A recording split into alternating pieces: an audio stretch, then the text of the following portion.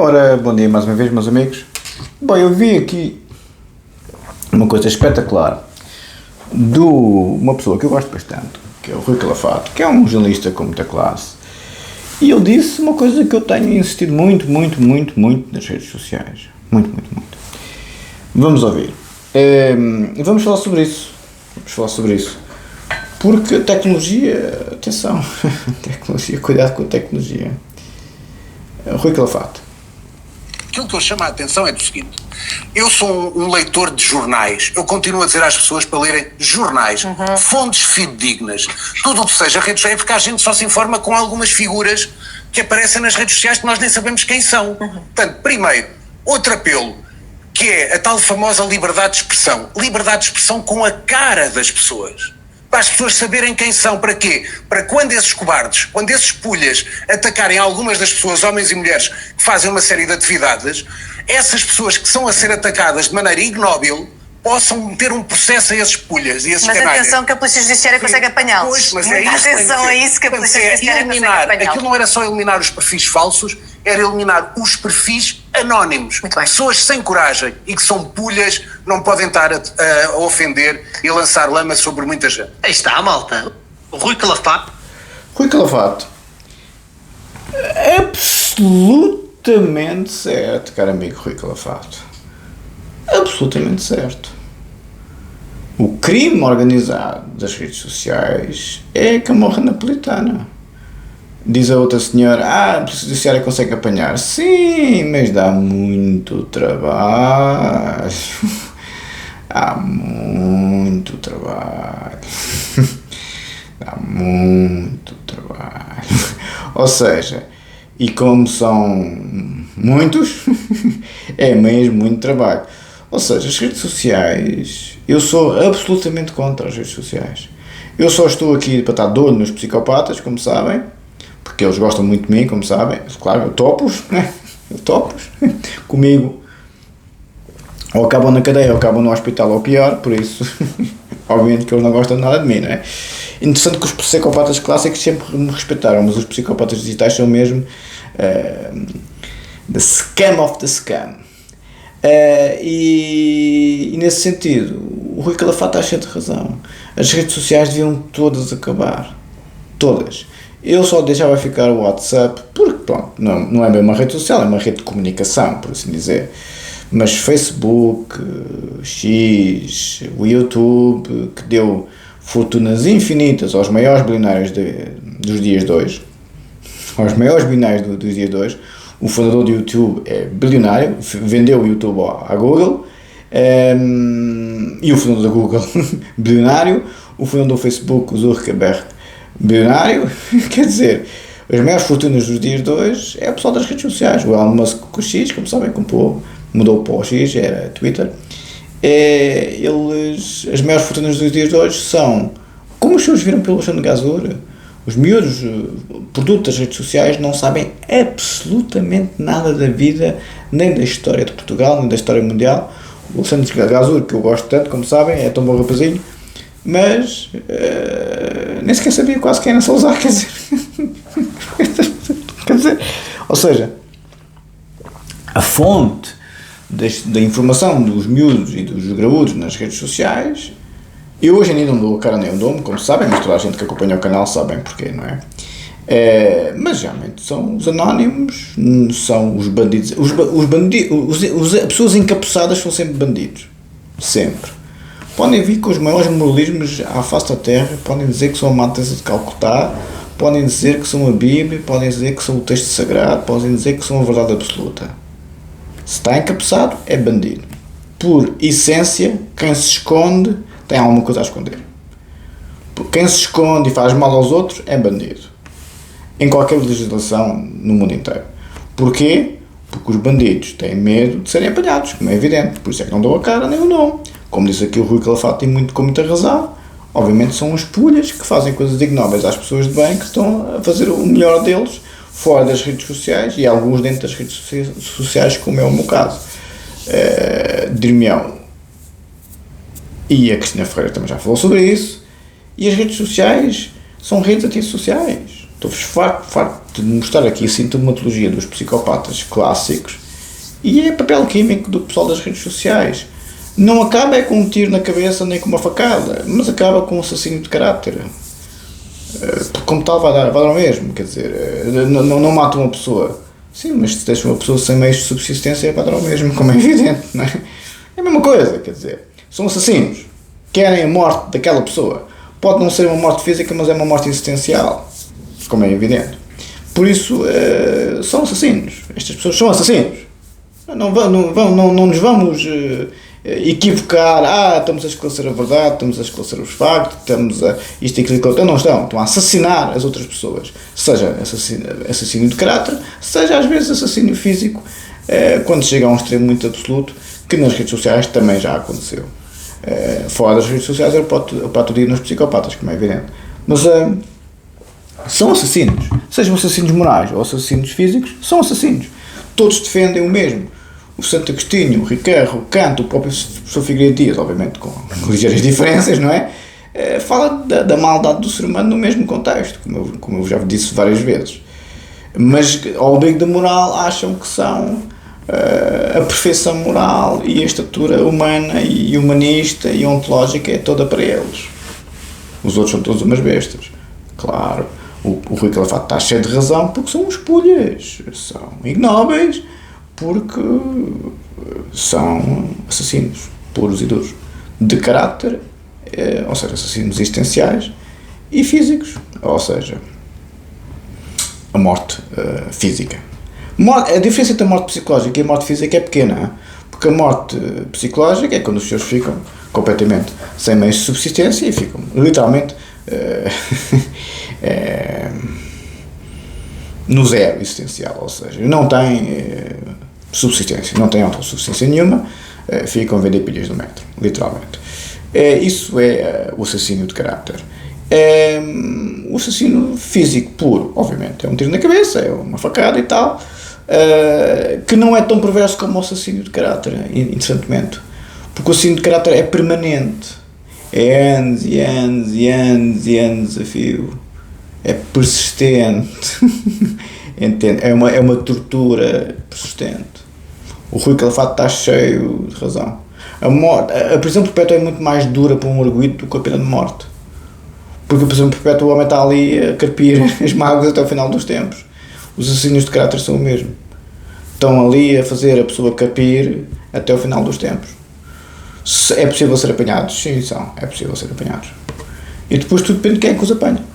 Se tiverem sorte, é pela judiciária. Se não tiverem sorte, são outros. É a vida.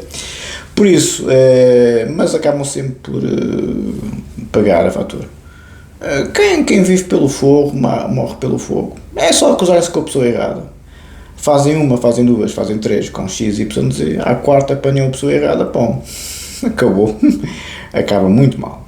E o Rui Calafato está cheio de razão, cheio de razão. O pessoal todo das redes sociais discorda de mim, porque pronto, também fazem a vida deles aqui, não é? Há muita gente a ganhar muito dinheiro com isto. A mim pagam os cafés literalmente, por isso é que eu ponho a minha rede de apoiantes a pagar um café por mês. Mas porque é que eu ainda estou aqui? Porque há muita gente a pedir-me e porque eu ponho o meu cérebro a pensar. É como se fosse uma aula na universidade. Eu gosto de falar português para os meus confrades portugueses. Porque como vivo no estrangeiro, seja em que atividade for, nunca falo português, infelizmente. É a vida. Então aqui para mim é de certa forma a minha terapia de falta de português, de falta de Portugal. Se eu gosto de Portugal nos dias de hoje, tenho sentimentos muito ambivalentes porque o mundo mudou muito e eu sou muito conservador, como já perceberam muita coisa. E então o que a mim mais me choca é que o ataque aos intelectuais, o ataque ao saber universitário é maciço, entendem? E como é maciço, pessoas como eu são pouco acarinhadas, por assim dizer. Daí o André Ventura ser também tão atacado, que é o mesmo registro que eu. Onde eu quero chegar é que nos dias de hoje eu sou muito mais favorável a viver, a minha personalidade é muito mais compatível com realidades menos progressistas. Eu gosto do progresso da humanidade, eu gosto muito do que a esquerda fez em dar liberdade e em dar direitos a quem não tinha nenhum. É verdade, as mulheres homossexuais e dinâmicas étnicas várias, sempre foram tratadas abaixo de cão. A esquerda fez um excelente trabalho aí. Só que hoje em dia esticaram a corda e a corda partiu. E o outro lado reagiu e disse, mas quer dizer, uma coisa é dar direitos, outra coisa é os tens a mandar. Agora os povos colonizados é que mandam, as dinâmicas étnicas que nunca mandaram é que mandam, as dinâmicas sexuais que nunca mandaram é que mandam, e as dinâmicas de género que nunca mandaram é que mandam. Ou seja, o patriarcado foi e é atacado tremendamente pelo progresso. Como a maioria da população mundial continua a ser dominada pelo masculino, os grandes líderes mundiais são todos homens, tem uma ou outra gata pingada, como é evidente. Vocês acham mesmo que os líderes árabes respeitavam a Kamala como estão a respeitar o Trump? Viam ali os catota, vamos dançar, os catota, como é evidente, né? Quer dizer, a mulher só sabia dançar e dizer aqueles disparados, quer dizer, não é boa cabeça, procuradora, mas quer dizer, voltamos ao mesmo, os líderes árabes, se o progresso da humanidade é trazer os árabes para o nosso pensamento, trazer o Extremo Oriente para o nosso pensamento, trazer o pensamento africano para o nosso pensamento, trazer o pensamento sul-americano para o nosso pensamento, bem, fizemos isso com as colónias, fizemos isso quando fomos colonizadores de toda a gente. Nós, os espanhóis, os franceses, os italianos, os gregos, colonizámos toda a gente, os holandeses e por aí dentro, colonizámos toda a gente, ou seja, agora, há uma altura que o mundo muda, nós fizemos o nosso trabalho. Se fosse com a Igreja Católica, fosse com o saber universitário, fosse com o que fosse, nós fizemos o nosso trabalho e tentámos, de certa forma, dar desenvolvimento à civilização. E a tecnologia das redes sociais não é um desenvolvimento da civilização. Aliás, a pessoa que mais criticou a tecnologia a avançar e a completamente estragar o avanço civilizacional foi o Kaczynski, o ditador Kaczynski, o famoso na bomba. Infelizmente tinha essa tese. Obviamente maluquinho, não é? Levou tudo a hate, não é? O maior terrorista doméstico norte-americano até o Timothy McVeigh existir, com os atentados de Oklahoma. Mas o Kaczynski, que era maluquinho, enfim, não é? O famoso Unabomber, que foi apanhado porque escreveu uma carta para o Washington Post e o irmão reconheceu-lhe a caligrafia, foi um bocado anjinho nesse aspecto. Não há crime perfeito, é como as redes sociais. O pessoal que persegue os outros acha que é omnipotente, acha que é Deus Nosso Senhor, nunca vai ser apanhado. Não, obviamente que a senhora, em responder ao Rui Calafato, teve razão. Não, a Polícia Judiciária consegue apanhar, e não só a Polícia Judiciária, qualquer investigador tem que se gastar dinheiro, tem que se gastar recursos, mas qualquer investigador consegue, tica, peças do puzzle, ali, vão fechando o cerco, até que os ratos saem da toca, como é evidente, não é? É evidente. Evidentemente que depois depende do mal que fizeram, e depende do interlocutor, depende do que é que o interlocutor está habituado a fazer aos próprios inimigos, não é?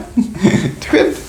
Se é o Bin Laden é uma coisa, se é a minha pessoa é outra, se é o Papa Francisco é outra, depende do que é que tem à frente, se é um gatinho ou se é um tigre. Se é um gatinho, leva uma arranhadela, se é um tigre, fica sem cabeça. É a vida. Quem não faz por elas. Ou seja, porque as redes sociais são exatamente isso, é a permissão da psicopatia e da psiquiatria sem quartel. São doidos, são maus. E então arranjaram aqui um feudo tremendo para viverem e fazerem a vida negra aos outros, até serem apanhados, como é evidente. E quando são apanhados, depende de quem é que os apanha, não é? E depende do que é, como é que se ajusta de contas, não é? Depende. Porque o Rui Calafato está cheio de razão, porque não sei se o que é que aconteceu com ele, se teve problemas nesse aspecto ou não. É verdade, o Carl Jaspers tem um livro muito conhecido que é O Homem na Era da Técnica, e fala já disto, da influência da tecnologia na sociedade. Não era, obviamente, um psiquiatra, não nos podemos esquecer disso, não é? O grande fundador da psicopatologia geral, em 1913, ou seja, um dos grandes pais da psiquiatria fenomenológica, por assim dizer. E ele diz que é o homem na era da técnica, o médico na era da técnica, ele era médico, obviamente, médico psiquiatra. E então ele é um filósofo, é psiquiatra, é um filósofo, mas ele não chegou, obviamente,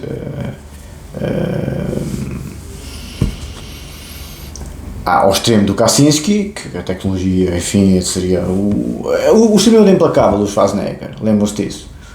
É a tecnologia a acabar com a civilização. As redes sociais são mais ou menos uma espécie de exterminadores implacáveis. Não é por acaso que falaram disso, falaram com essa tecnologia comigo, o exterminar as pessoas, não é? Implacavelmente, porque os maiores fracos são os maiores acusadores, como sabem, e o professor Jaspers, que era psiquiatra e filósofo, quando falou disso, e era um neo-kantiano, atenção, um homem de grande estatura intelectual e existencialista, claro. Bem, a escola dele era um existencialismo, mas ali é muito na tradição do Spinoza, do Kant, do Hegel, do Platão, do Schelling, do Santo Agostinho, do Max Weber, que o professor Mitar Ribeiro gosta muito, que recorda o pai do existencialismo, Nietzsche, que tanta importância teve com o Pott e Freud, e obviamente o Husserl, que era o grande fenomenólogo do tempo dele, que foi o pai da fenomenologia verdadeiramente, depois da fenomenologia do espírito de Hegel de 1808. Goethe publicou o Fausto em 1807. Eu toco sempre 1807 e 1808. Nunca me lembro qual é que é. É o Fausto do Goethe ou a Fenomenologia do Espírito, porque são os dois nessa data. Depois o Carl Jaspers influenciou muito, obviamente, os essencialistas, o Jean-Paul Sartre, o Camus e Companhia Limitada, mas também o próprio Heidegger, o Ricard, o Gadamer, a Hannah Arendt, o Lacan e muitos outros. Era brilhantíssimo. E ele também já falava da questão do problema, não só do médico, mas também do homem, na era da técnica. A técnica seja na tecnologia. Se eu concordo com a tecnologia, claro, se não fosse o ar-condicionado de Singapura não era o que era nos dias de hoje. Se não fossem os aviões, não tínhamos hoje em dia a civilização que temos, em termos de mobilidade. Demorava-se anos os nómadas a irem de um lado para o outro. Peço desculpa, os sedentários, os nómadas ficavam sempre no mesmo sítio. Ou seja, tivemos um avanço extraordinário devido à tecnologia, inclusive as bombas nucleares e as bombas de hidrogênio, não é? Infelizmente. Agora, as redes sociais foi o desidrato mais tóxico da tecnologia que eu vi até hoje, porque dá liberdade de expressão, como diz o Rui Calafate muito bem, a pulhas, a bandidos. As polícias já estão a mexer. Eu insisto muito quando falo com os operadores de direito nesse aspecto, e hoje em dia já há brigadas de investigação criminal só dedicadas às redes sociais. Já havia à procura dos predadores sexuais, como é evidente, mas agora também já existem à procura dos predadores que atacam pessoas, os ditos influencers, não é? Com crimes severos por eles praticados, como já sabem, já falei aqui muitas vezes, não é? O assédio moral, a falsidade ideológica, a denúncia caluniosa, tudo depende das prisões complicadas. A denúncia caluniosa tem 1 a 8 anos de prisão, não é? 1 a 8. Eu fui assaltado, levei 3 facadas do bucho, os arguidos foram condenados a 6 anos de prisão. 6. A denúncia caluniosa vai até 8. Ou seja, a denúncia caluniosa, dependendo das consequências, e no meu caso foram catastróficas, como sabem, vai até 8 anos de cadeia. As pessoas que fizeram o que fizeram à minha pessoa podem ir 8 anos para a cadeia. Atenção, porque no meu caso as consequências foram mesmo muito severas. Se as consequências são muito severas, a denúncia caluniosa pode chegar à moldura penal máxima, que é 8 anos. Ou seja, é mais grave o que me fizeram a mim, como eu já vos disse várias vezes nos vídeos, do que as facadas do que foi alvo. Atenção, porque são assassínios de caráter quase tão maus como os assassinos existenciais. A lei diz exatamente isso. Um assassino de caráter é pior de uma pessoa que esfaqueia a outra, mas que não a matou. O assassino de caráter só é inferior à pessoa que mata a outra pessoa literalmente. E estas pessoas não têm noção disso. Não é? A lei está-se a mexer, o Rui Calafato está cheio de razão, que obviamente há perigosíssimos, não é? E nesse aspecto, eu sou completamente favorável que nas redes sociais só podem aparecer pessoas que dão o seu nome e a sua cara. A cara número 1, como foi o meu caso, e depois dei o nome, porque também, obviamente, estava a achar que, pronto, temos que ser transparentes ao máximo para as pessoas saberem com quem é que estão a lidar. O outro lado não dá nome, nem cara, nem nada identificativo, é tudo nicks muito esquisitos, coisas muito parvas, coisas muito abstrusas, é doente deles, é psiquiatria pura, não é? E o Claparré tinha uma expressão muito gira, que era: a psicopatologia atrai a psicopatia. Ou seja, os psicopatas estão no âmbito dos psiquiatras. O Instinto Fatal, lembra-se, o Basic Instinct com o Sharon Stone e com o Michael Douglas. A Amada Fita era a psiquiatra, supostamente, não era? Sim, há essa ideia que os psiquiatras, há aquela anedota sobre os psiquiatras. Eu gosto muito dos psiquiatras, mas reconheço que, enfim, há aquela anedota dos psiquiatras que todos os meus mestres foram psiquiatras, porque naquele tempo todos os psicanalistas eram psiquiatras. Mas se for um psiquiatra que é também psicanalista é outra conversa. Agora o psiquiatra clássico, coitado, realmente tem um estigma muito complicado. Aliás, entre os médicos especialistas é o mais mal visto, coitadinho. Fica sempre no cantinho da mesa. Eu tinha um amigo neurocirurgião que dizia: o psiquiatra fica sempre no canto da mesa, nós é que ficamos à cabeça da mesa. E é verdade. Os neurocirurgiões são os médicos especialistas mais prestigiados, de longe. Aliás, quando o engenheiro Evelino me disse que a esposa era cirurgiã, eu disse: epá, isto é craque.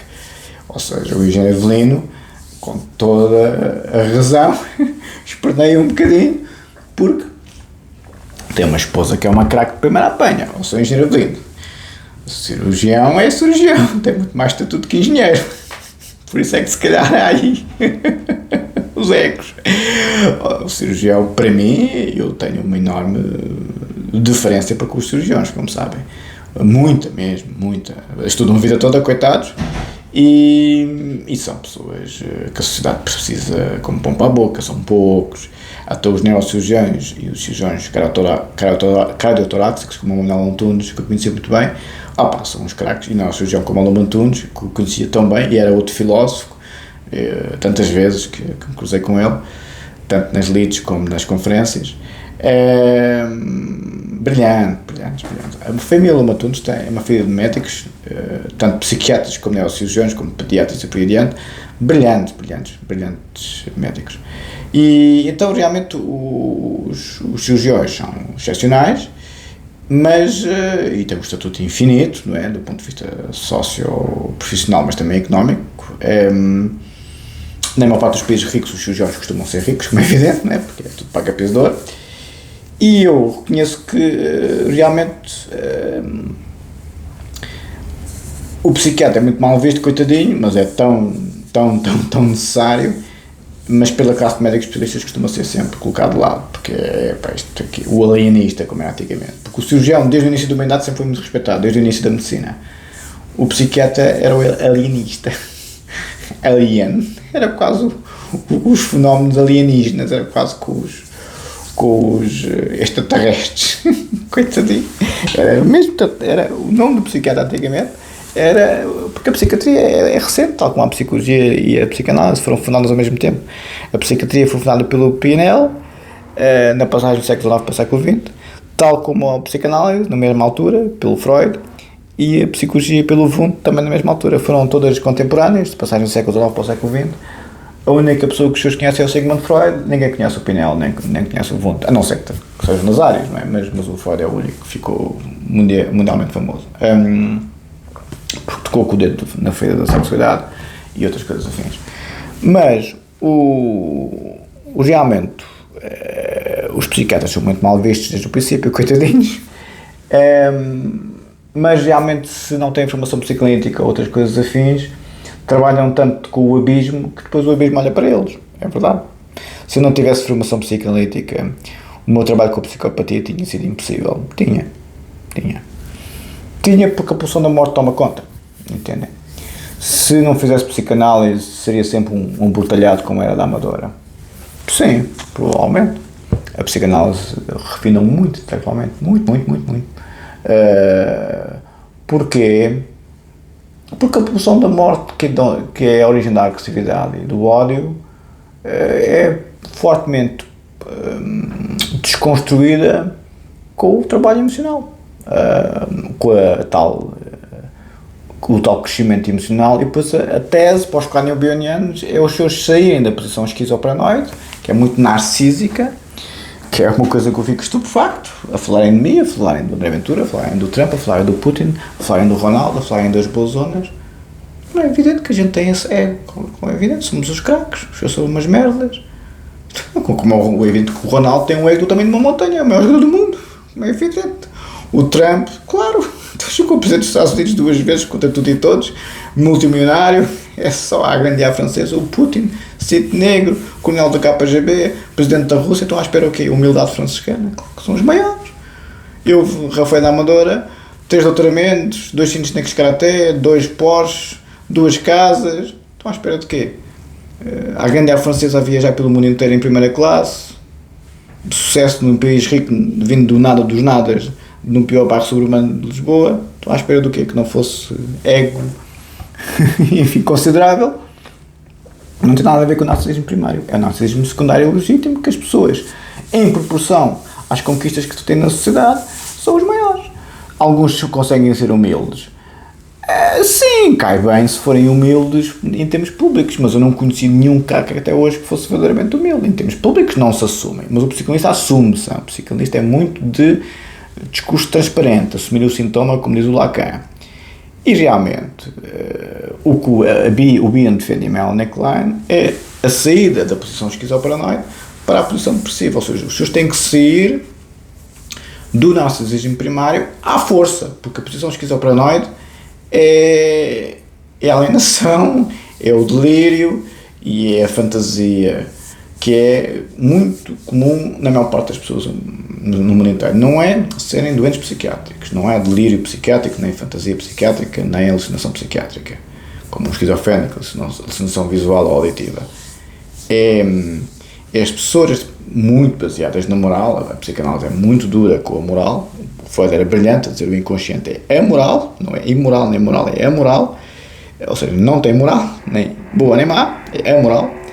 Então, o que o Bion especialmente defende, baseado na Melanie Klein, claro, é sair da posição esquizoparanoide, ou seja, que há ali uma fantasia sobre o real. O Salazar é o maior, a extrema-esquerda é maior, o Karl Marx é o maior, Nossa Senhora de Fátima é o milagre perfeito. Supostamente o terceiro segredo de Fátima era que o Sporting ia ganhar o campeonato, ouvia eu nas piadas.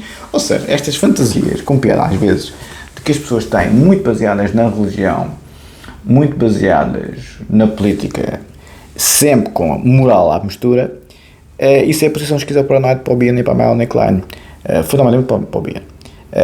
E depois há a terminologia, porque a Melanie Klein falava da fase e o Bion falava da posição. Porquê?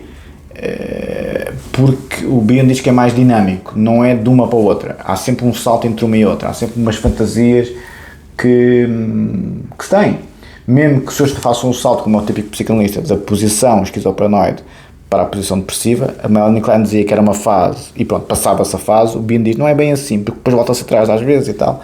Ou seja, quando se faz a posição, eu tive um professor que diz, mas a posição depressiva é a depressão clínica. Eu disse, não é. É a consciência de quem somos e quem não somos, e temos que assumir as nossas vulnerabilidades, mas depois às vezes voltamos para trás. O Bion tem razão, não é uma fase, não passamos e acabou, não é como a complexidade que passamos para a fase genital e acabou. Não, há uma regressão às vezes às fases anteriores, as esquizoparanoides, quando os senhores alimentam as próprias fantasias. Eu regrido um bocadinho com a batatada com os maluquinhos atrás de mim? Claro, como é evidente, como viram pelos vídeos mais agressivos, né? Claro, é uma regressão consciente, mas é obviamente que deixo sair dinâmicas tribais e núcleos primitivos da mente. A posição depressiva é a consciência absoluta do real. Como dizia o Lacan e o Hegel, o real é impossível. Nesse sentido, o que se coloca é ter a noção que essas transições, essas posições esquizoparanoides e depressivas são intermutáveis. Dir-me-ão, quando é que passa-se de uma para outra? Depende das situações na vida. Depende das situações na vida. Se são alvos de maldades, pois respondem com patologia mental, ou com agressividade, ou com outra coisa qualquer. Seja agressividade para fora ou agressividade para dentro. Se é agressividade para fora, é chapar na focinha. Se é agressividade para dentro, é somatização dos sintomas, como aconteceu com o André Ventura, começa a arrebentar por dentro. Eu prefiro chapar na focinha. Eu não arrebento por dentro. Eu prefiro arrebentá-los do que arrebentar-me. É uma escolha. Mas isso é uma regressão do ponto de vista psíquico, como é evidente. Estão a voltar à fantasia do super-homem, do Nietzsche, não é? Que somos os maiores e que somos hominídeos, o nosso inimigo é com a moca e acabou, arrebenta-se o outro com a moca. Há hominídeo. Isso é uma regressão. Ou seja, o Bion tem razão que se passa da posição depressiva para a posição esquizoparanoide, às vezes quando temos circunstâncias na vida que assim o determinam. Dir-me-ão, os psicanalistas têm consciência disso? Têm. As outras pessoas não têm? Não. As outras pessoas perdem a cabeça, dizem eles.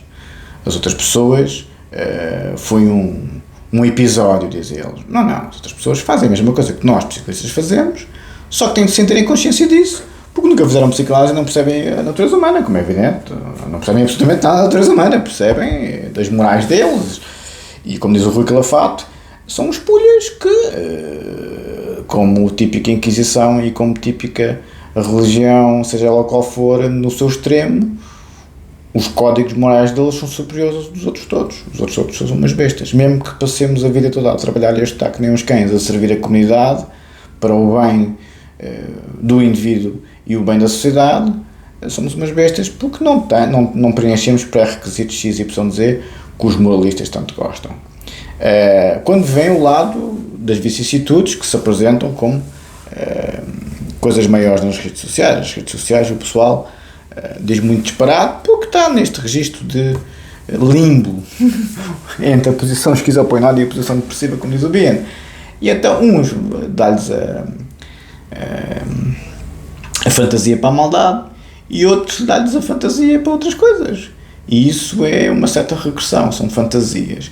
Depois, se é muito severo, vai para um delírio ou para uma alucinação, mas isso é preciso ser muito severo, é preciso já entrar em... Mas isso já entra numa sintomatologia patológica. Os psicanalistas normalmente são que é homo, que está o homem tal como ele é, com as suas coisas boas e as suas coisas más. Os moralistas vão direitinhos para o céu porque são tão perfeitos. Pois, se calhar não é bem assim, não é? Se calhar vão direitinhos para a cadeia, Código Penal, hospital ou outra coisa, enfim, telhal, outra coisa, enfim. Por isso, o vídeo está muito longo, vou-vos ler só um bocadinho da matéria. Eu não consigo fazer vídeos pequenos, para ver se desculpe lá, eu não consigo fazer vídeos pequenos, eu gosto de divagar, o engenheiro Avelino tem razão, é não divagar que eu depois começo a pensar e as turbinas são ligadas. O engenheiro Zé Luís também, e o engenheiro e o amigo Zé Luís. Por isso, vamos um bocadinho para a matéria, um pouquinho, que há bocado dei-vos muita matéria, acabei a tese. Pronto, é o que eu penso, se estou errado, se sou... o meu ego é narcisismo primário. Os senhores não são especialistas, não percebem nada disto. O narcisismo secundário é saudável que nós todos tenhamos.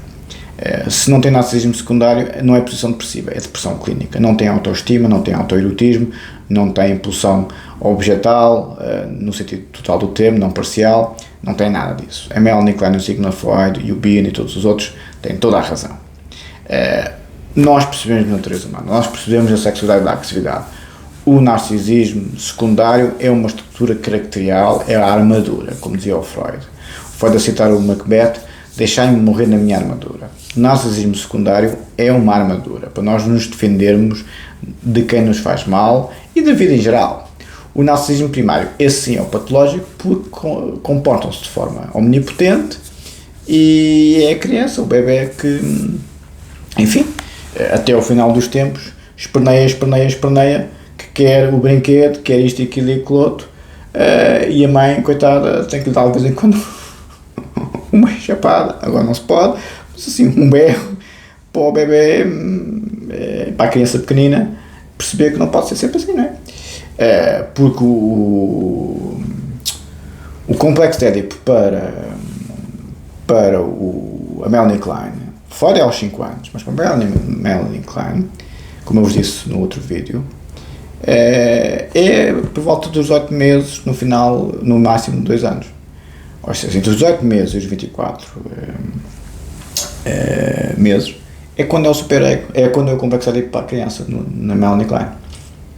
Da Melanie Klein, no complexo de Édipo, o fundamental é a inveja e a presença de um superego arcaico, uma moral arcaica, articulada com a inveja, que está desde o início da vida, os 8 meses, 24 meses, não é nascemos maus, é? A Melanie Klein não nascemos, é aqui, 18 meses, 24 meses no máximo, 1 ano e meio, 2 anos.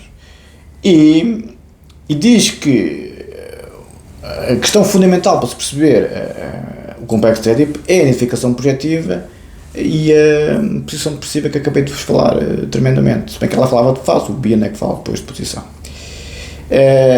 E diz também, coisa que o Bion pegou, e eu também pego, e o Freud aí não era bem claro, o complexo de Édipo é um processo que se desenvolve ao longo de toda a vida, não apenas uma fase específica, no sentido da fase depressiva ou esquizoparanoide, mas a fase edípica. Ou seja, é verdade, as tais regressões aos objetos parciais do ponto de vista da sexualidade e da agressividade, é o Édipo a manifestar-se de forma negativa, nós chamamos a isso o Édipo negativo. O Freud, como é sabido, a idade mínima para o complexo de Édipo seria 3 anos e os 5, ou seja, a fase do Édipo para o Freud seria entre os 3 e os 5 anos, a rondar os 5 na maioria, mas poderia começar aos 3. Mas a Melanie Klein diz que é muito mais cedo. E a inveja para a Melanie Klein é o que determina o triângulo edípico com os pais. É a inveja que caracteriza o complexo de Édipo para a Melanie Klein, enquanto para o Freud é a libido, ou seja, é o desejo sexual para o Freud, para a Melanie Klein é o desejo agressivo, a inveja. É um desejo. E então, e o superego é o herdeiro do complexo de Édipo, segundo o Sigmund Freud, mas também da Melanie Klein, só que para a Melanie Klein é um superego arcaico, e o superego é a instância moral. E como está articulada com a inveja, é aqui que está a tónica. Quanto mais moralistas, mais invejosos são do ponto de vista kleiniano. E a inveja kleiniana é agressiva, é mórbida, no sentido já da adultez, se ficam nesse registro permanente de constante moral contra os outros, porque o superego arcaico é emanado à inveja arcaica do complexo de Édipo entre os 18 e os 24 meses para a Melanie Klein. Por isso é que eu estou farto de dizer, e isto é a nossa tese, a Melanie Klein é um dos maiores génios da psicanálise da humanidade, os 3 génios da psicanálise é o Freud, a Melanie Klein e o Bion, as palavras não são minhas, são do Meltzer, grande psicanalista de Oxford, mas pronto, são todos uns tatuados. Estes homens das grandes universidades mundiais, que passaram a vida toda no século XX a desenvolver a saúde mental, inclusive a maior parte deles todos psiquiatras, são todos uns tatuados. Quem é que tem razão? Os moralistas, que estão completamente tributados da inveja mórbida, e o superego arcaico, que é emanado à inveja mórbida porque nasceram os dois ao mesmo tempo, no complexo de Édipo dos 18 aos 24 meses. Pronto, eu basicamente devo-vos aqui um bocadinho uma pílula kleiniana e freudiana. Espero ter sido claro, isto é coisa muito complexa, demora muitos anos. Os próprios psiquiatras, que são pessoas brilhantes, e eu gosto muito deles, é muito mauzinho. A anedota que há bocado ia-vos contar, que a anedota dos psiquiatras, que eles chegam à porta do hospital psiquiátrico quando são jovens e dizem assim: isto é a minha casa, ou vou entrar aqui como médico ou vou entrar aqui como doente. Escolhem entrar como médicos, tornam-se psiquiatras. Então são tão mauzinhos que os psiquiatras. Realmente, eu reconheço que, pois, a psiquiatria é uma área complicada. Os homens trabalham com o pior dos piores e às vezes aquilo corre mal, não é? Por isso vou-vos ler um bocadinho, mas são muito injustos. Os médicos em geral são muito injustos com os psiquiatras, coitados. Especialmente os cirurgiões que olham para eles tanto de alto. Mas reconheço que, pois, especialmente os psiquiatras forenses, coitados, esses estão mesmo em frente ao abismo. E às vezes, enfim. Bom, tínhamos ficado justamente nesta longa nota, foi quando eu falei do modelo psicológico ou psicodinâmico a explicar a dinâmica jurídico-penal na articulação entre a literatura psiquiátrica forense e o direito penal alemão, como sabem. Foi aqui que tinha ficado. E tinha ficado, e vou-vos ler a frase outra vez, a terceira explicação para a articulação do direito penal e a psiquiatria e outras áreas da saúde mental, não é só a psiquiatria, mas fundamentalmente a psiquiatria, obviamente, para o direito penal, no que concerne às perturbações da personalidade e, obviamente, outras coisas afins. O debate do Schneider no Código Penal Alemão, como se recordam, se viram os vídeos, se não viram os vídeos, pedem o fio ao meio, temos muita pena, vão ver outros sem cara, sem nome. Eu hoje não tenho cara nem nome, mas toda a gente aqui me conhece, como é evidente, não é? Modelo psicológico ou psicodinâmico proposto nos anos 90 sob a influência da obra de Freud, que compreende um grande número de observações, experiências, teorias e técnicas derivadas da psicanálise, e nesta base perspectiva os distúrbios mentais, as perturbações mentais, para usar uma linguagem mais aportuguesada, porque o distúrbios é o registro mais brasileirado, mas é a tradução literal do inglês, como já expliquei anteriormente, como desarmonias do aparelho psíquico, através dos quais a realidade inconsciente, a que vive em itálico no mundo interior fisiologicamente não demarcável, prevalece o mundo real. Para nós, para a psicanálise, a fantasia inconsciente, quando toma conta, está tudo estragado. Uma coisa é a fantasia consciente, a tal regressão da posição possível para a posição esquizoparanoide. Outra coisa é uma fantasia inconsciente, que aí é que está a culpa anterior ao crime, Sr. Engenheiro Avelino. Prevalece o mundo real em termos tais que se torna para o sujeito mais significante e real do que a realidade externa. Para os psicopatas sociais, virtuais, a internet é mais importante que o mundo real e é mais verdadeira que o mundo real. Já vos disse várias vezes, tudo o que acontece na internet, para eles é o mundo verdadeiro. Só é verdade o que está na internet.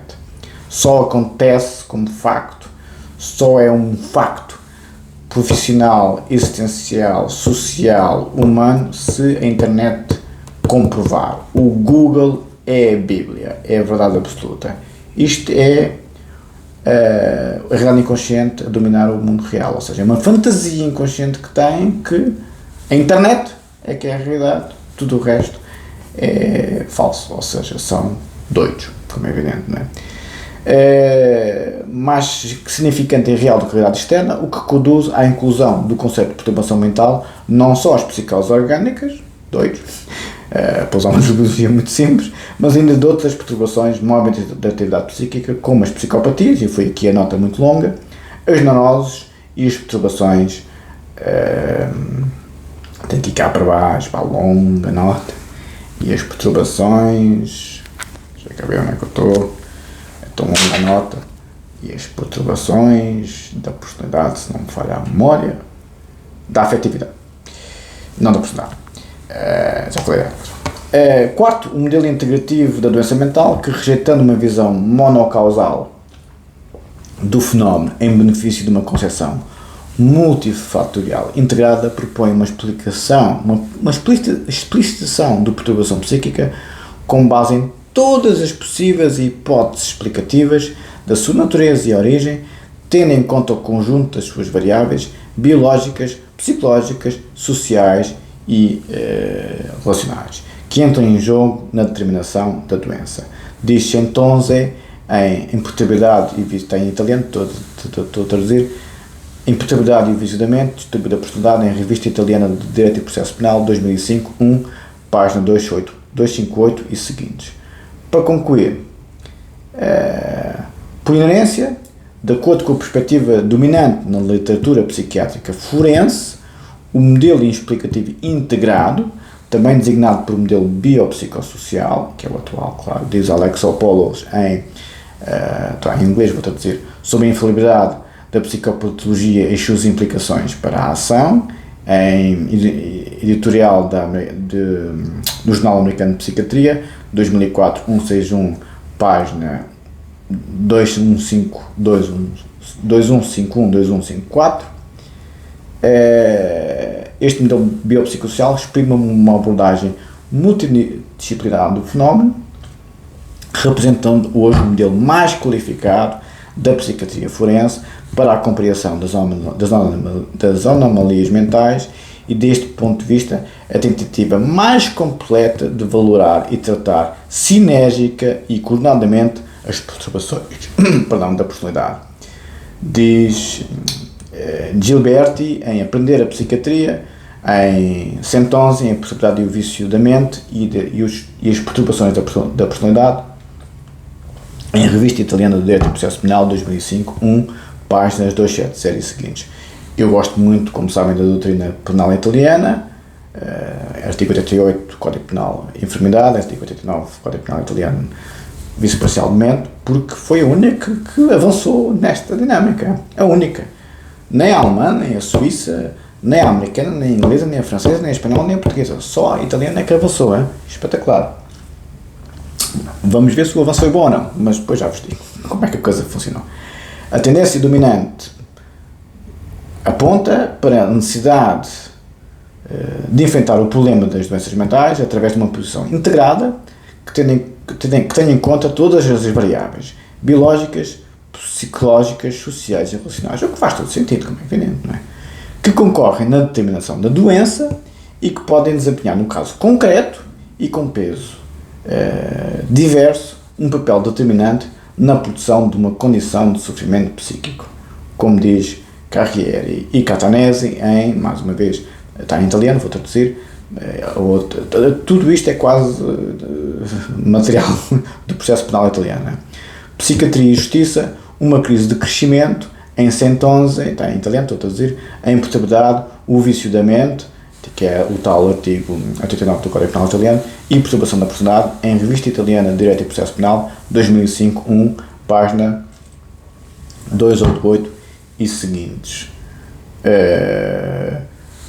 Para concluir, temos que mesmo ir, senão o vídeo fica muito longo, o outro já foi mais de uma hora, no já aduzido editorial do American Journal of Psychiatry, do Alexopoulos, que diz sobre a infalibilidade, a psicopatologia e as suas implicações para a ação, o editorial do American Journal of Psychiatry, como já vos disse, 2004, 161, página 2151-2154.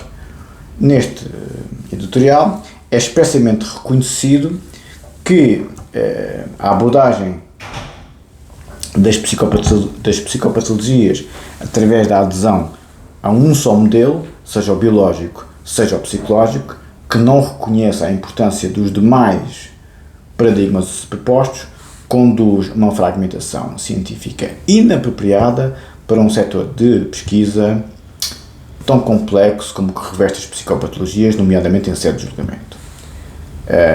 E ficamos por aqui. Bem, vou talvez acabar com a nota para saber depois onde é que eu estou. Segundo aí referido, uma das razões cientificamente fundamentadas para rejeitar uma perspectiva monocausal do problema e privilegiar o pluralismo explicativo, que foi o que eu tentei fazer no Humanidades de Doutoramento. Exatamente o que os americanos fazem e que toda a gente no mundo científico faz. Vários paradigmas. Não pode ser monocausal. Não. O direito não pode explicar o direito. O direito deve explicar o direito com outras áreas, como tentou fazer o Jacobs. Mas depois, não, é demasiado complexo. Então, mas é assim que a ciência envolve, no cruzamento transdisciplinar, não é interdisciplinar. Se é interdisciplinar, cada macaco fica no seu galho, nunca saltam para outra árvore. Se for transdisciplinar, obviamente que há uma transformação interna em cada disciplina. Transdisciplinar é as áreas que cruzam-se e modificam-se mutuamente. Isso é o transdisciplinar. O interdisciplinar, o direito fala com a psicanálise, O jurista continuava a pensar do ponto de vista jurídico e o psicanalista continuava a pensar do ponto de vista psicanalítico. Eu sou clínico, sou jurista e sou filósofo, mas penso clinicamente, juridicamente e filosoficamente simultaneamente. Eu não penso só como psicanalista, não penso só como filósofo, não penso só como jurista. Eu sou transdisciplinar no meu pensamento. Foi isso que eu tentei fazer no direito penal. Não gostaram. Também. É a vida. Faz o que eles querem. Mas o livro vai ser publicado com tudo. As universidades têm as suas limitações. Dir-me, mas você é melhor que eles. Do ponto de vista transdisciplinar, sou, como é evidente. Se eu sei mais que direito penal quando é aventura, sei, como é evidente. Como é evidente. Porque eu saio do direito penal. Se eu sei mais que direito constitucional do que o professor Bacelar Gouveia, isso não é 80, não é? Mas não é a minha área. O direito penal é que é a minha área. Por isso, para concluir, eu tenho muitas áreas, não é só o direito penal e a fenomenologia e a psicanálise. Porque eu faço vida disto, estou sempre nisto.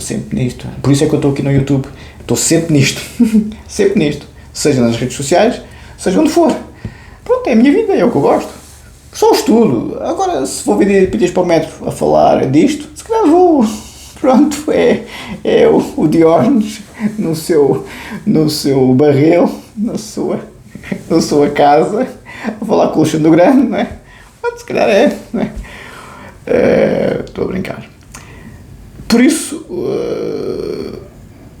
para concluir, segundo aí referido, uma das razões cientificamente fundamentadas para rejeitar uma perspectiva monocausal do problema e privilegiar o pluralismo explicativo capaz de integrar na problemática epistemológica enfrentada, passando a redundância, os diversos níveis de análise, porque é muito complexo a doença mental quando se comete crime, não é? Consiste na impossibilidade de, no âmbito, e as pessoas não são minhas, é? No âmbito das anormalidades complementares, distinguir em termos cientificamente fidedignos aquelas que constituem, os psiquiatras aí são brilhantes, que constituem respostas normais a condições ambientais anormais. Quem é que responde de forma normal quando vive na Amadora ou na favela da Rocinha?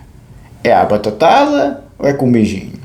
É uma resposta normal a uma condição ambiental anormal. Daquelas que respondem, que representam respostas anormais a condições ambientais normais. A condição ambiental das redes sociais é normal? Não é. Ou seja, a condição ambiental anormal da rede social tem uma resposta normal ou uma resposta normal. É aqui que os psiquiatras tentam fazer uma proporção. Se é uma condição ambiental anormal, a resposta vai ser anormal. Se é uma condição ambiental normal, a resposta vai ser proporcional, como é evidente. E por isso é que eu estou aqui a tentar, neste editorial, fazer a diferença. Quais são as diferenças? Respostas normais a condições ambientais anormais, daquelas que representam respostas anormais a condições ambientais normais. Ou seja, as respostas anormais a condições ambientais normais é que está o problema, como é evidente. Para concluir, agora é que eu vou, nunca mais acabo, mesmo para o setor da literatura psiquiátrica forense norte-americana, que com o apoio dos dados proporcionados pela imagiologia neurológica, que já vos falei noutros vídeos, como já mencionado, vem-se dedicando a demonstrar que a relação entre as perturbações da personalidade, entre as quatro psicopatias e determinadas psicopatologias do cérebro, a explicação daquelas, ou seja, das perturbações da personalidade, radicaria sempre, coloca em itálico, na interação entre disfunções cerebrais ocultas e fatores biopsicossociais. Disfunções cerebrais ocultas, inconsciente, está escondido, é inconsciente, por isso é que a culpa é anterior ao crime, é uma culpa inconsciente, está escondido, é o mito, é a realidade inconsciente, é o mito do professor Figueiredo Dias, é a pré-existência do homem, é o inconsciente da psicanálise.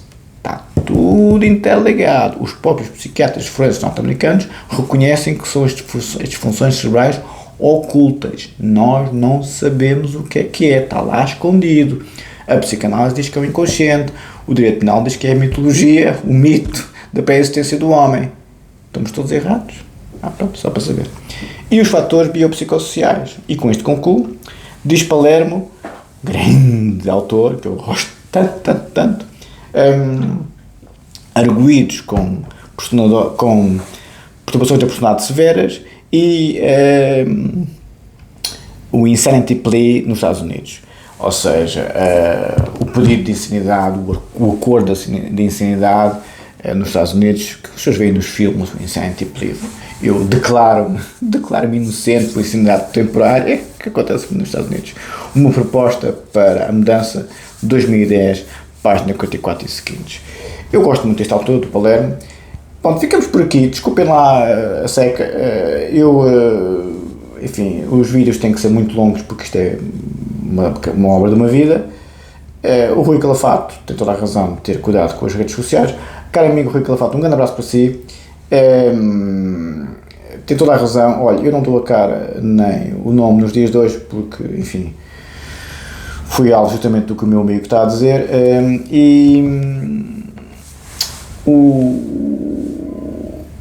O que eu defendo, caro amigo Rui Calafato, é o que o senhor defende, é acabar com isto. Se bem que há coisas aqui nas redes sociais boas, como é a minha pessoa, acho eu, e outros influencers que tentam fazer o bem, mas reconheço que uma árvore não faz a floresta.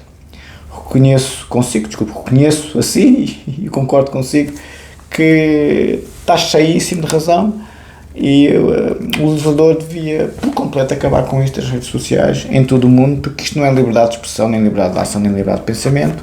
É estas pessoas todas que eu acabei aqui de referir hoje neste vídeo e no outro vídeo a terem liberdade de ação. As redes sociais,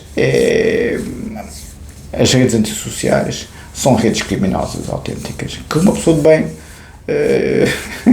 não deve nem de perto nem de longe compactuar. Um abraço, muito obrigado.